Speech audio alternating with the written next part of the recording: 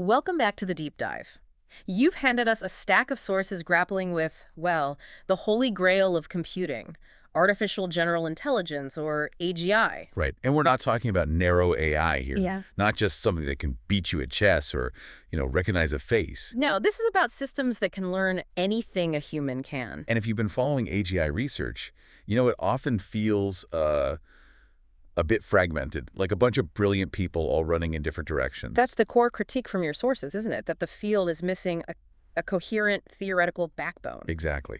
And that's what's so fascinating about what we're looking at today. This new proposal, an interdisciplinary framework called machine psychology. Which aims to provide that missing structure by doing something, well, a bit radical. It integrates some pretty old-school behavioral learning theory with a very specific, very modern AI model. Yes.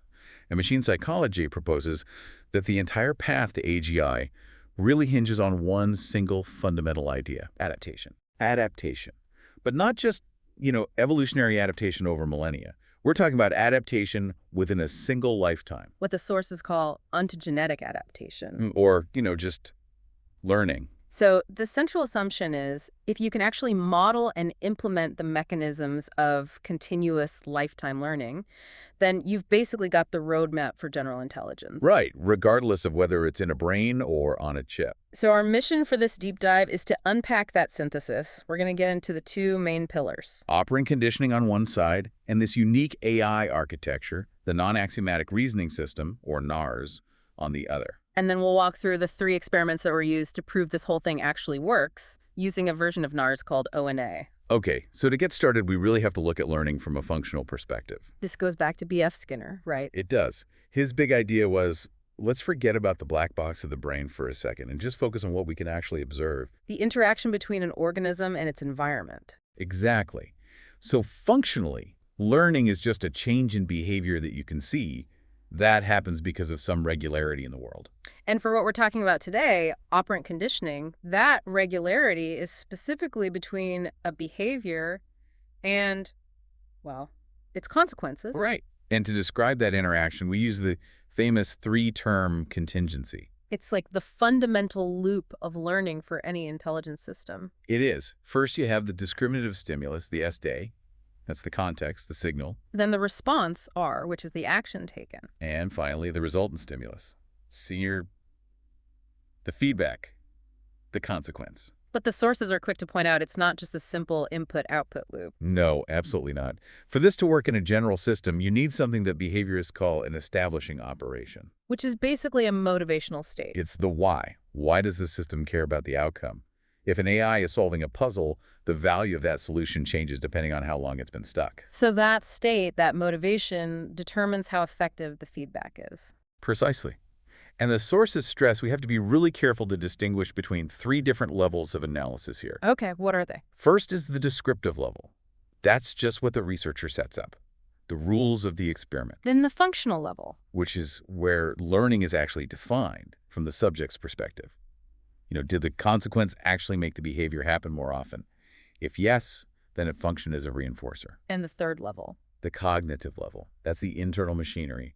For us, that's the NARS operations. For a person, it's neurochemistry. So the big conceptual leap for machine psychology is realizing this whole framework applies perfectly to machines if you make one little change in phrasing. A very clever one. Instead of a response, you just call it a state transition. And suddenly it all clicks. If the system sees a stimulus, executes an operation, and that leads to a beneficial new state, well, that functional relationship can be analyzed just like an animal pressing a lever. It gives us a concrete psychological way to study machine intelligence. Yeah. Okay, that's a powerful bridge. Let's cross it and look at that internal machinery, this non-axiomatic reasoning system, NARS. What makes it so special for this kind of learning? I think it comes down to its one single foundational assumption. It's what sets it apart from almost everything else in AI. And that is? The principle of insufficient knowledge and resources, AIKR. That sounds radical. It's basically saying the system assumes it's always constrained. It assumes it never has perfect information, never has infinite time, and that its knowledge is always incomplete. It's building in the messiness of the real world from the ground up. Exactly. Yeah. And because of AIKR, NARS has to use something called non-axiomatic logic, which means no piece of knowledge is a fixed, absolute truth. So everything is provisional. Everything is probabilistic and can be revised when new experiences come in. It learns incrementally, building concepts piece by piece, And the version they used in these tests is ONA, OpenR's for applications. which is specifically built for things like robotics.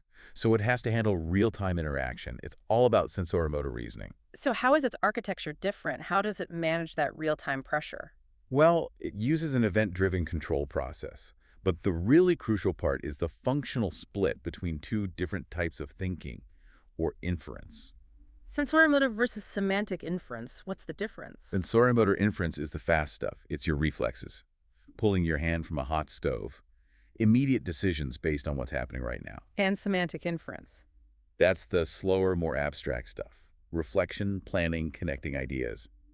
ONA has to do both at the same time, react in the moment, while also building up these abstract concepts in its long-term concept memory. So it's not just reacting, it's building a rule book of if this, then that, and constantly updating how much it trusts each rule. Precisely. But how does it write the first page of that rule book? And it knows nothing. Exactly. And it does it with my favorite concept from the sources, motor babbling. That sounds like a toddler just making random sounds. Why would you want an intelligent system to do something random? Because if it truly has insufficient knowledge, it has no procedural knowledge to use. It doesn't know what to do. So it can't be pre-programmed for every possibility. Right. So motor babbling means ONA just tries stuff. It executes random operations just to generate experience. It's pure exploration. It presses the lever just to see what will happen. And that creates the first data points for learning to even begin. That's the R in the SR-SAR loop. Mm-hmm. And because everything is uncertain, it has to track its beliefs very carefully. How does it do that? With truth values that aren't just true or false. It uses frequency. How often has this worked? And confidence. How much total evidence have I seen? So it can believe something works most of the time, but still have very low confidence because it's only tried it a few times. That nuance is absolutely key for adaptation. Okay, so now we see both sides. The psychological framework of learning and this resource-constrained NARS architecture.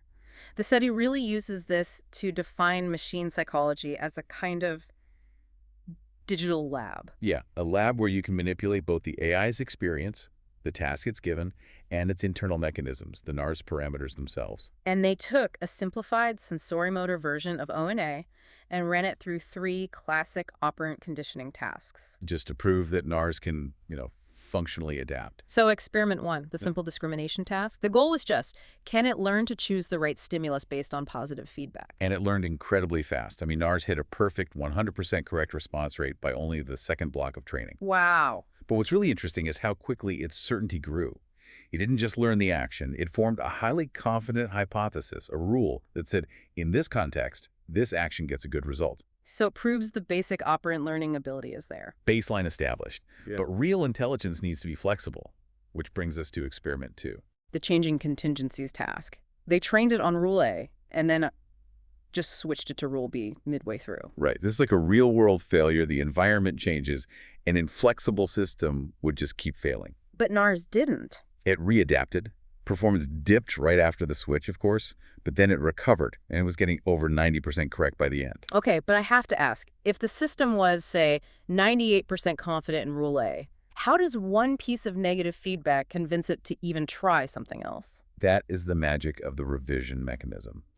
And it's probably the most vital feature for AGI. What does it do? When ONA got negative feedback for an action it was really confident in, it didn't just throw the old rule away.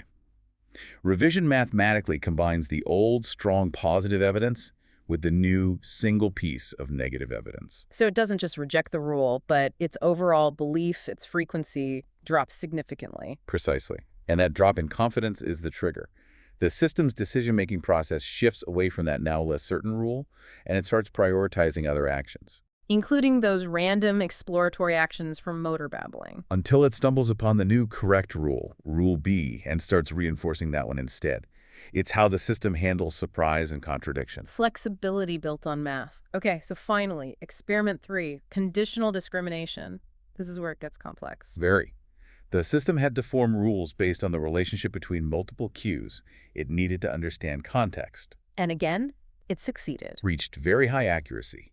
Its confidence in the complex, context-dependent rules climbs steadily. So what was the mechanism there? How did it prioritize the right complex rule over the simpler but wrong rules it must have formed at first? That was the anticipation mechanism. Initially, the system would form a simple rule based on just one of the cues, and it would fail. Okay. When it failed, it experienced negative evidence because it anticipated a good outcome that didn't happen.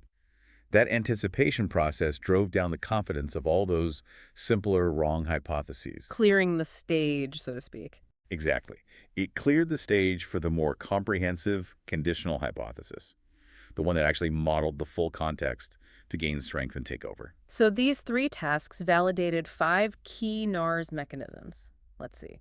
Temporal induction, goal deduction, motor babbling, anticipation, and revision. That's a very detailed, experimentally proven checklist for anyone trying to build AGI. The validation of this framework by passing these standard psychological tests is a huge step.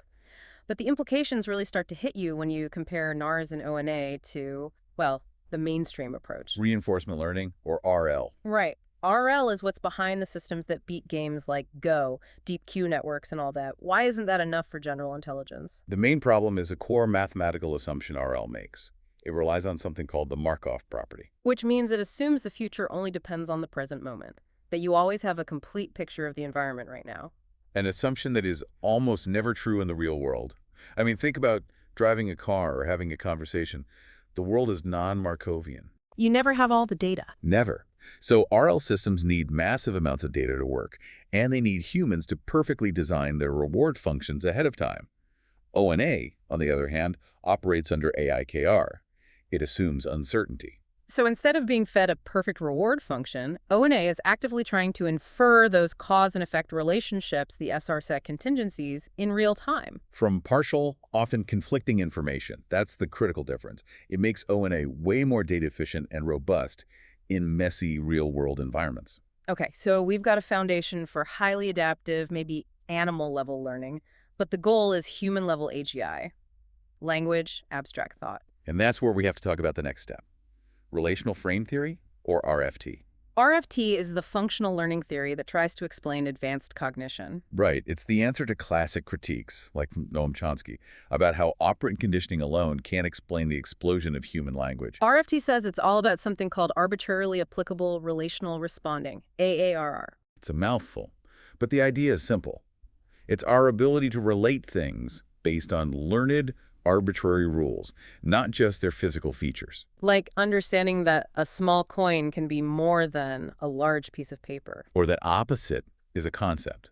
If I tell you a green symbol is the opposite of a red one, you instantly know how to respond to green if you know what to do with red. That relationship is a relational frame. And here's the crucial insight from RFT for our discussion. It's a big one. These complex relational frames, this ability to think abstractly, they aren't some magical new kind of intelligence. They are operant behaviors themselves. They are learned through reinforcement, just like everything else. They're just incredibly complex SR-SR relationships. So if that theory holds, the roadmap to human-level AGI becomes crystal clear. You first master the core operant abilities we've seen in this study. Then you start training the NARS system on more and more complex AAR tasks to build up abstract thought and, eventually, language. So to kind of, synthesize all this, machine psychology isn't just another new cognitive architecture. It's a coherent, experimentally grounded pathway to AGI. By accepting the constraints of the real world, that AIKR principle, and then integrating the adaptive power of operant learning. NARS provides a model for a system that can continuously learn goal-driven behavior, all while operating under uncertainty. And the success of NARS in these foundational tasks shows that the core machinery is already validated. Temporal induction, revision, motor babbling.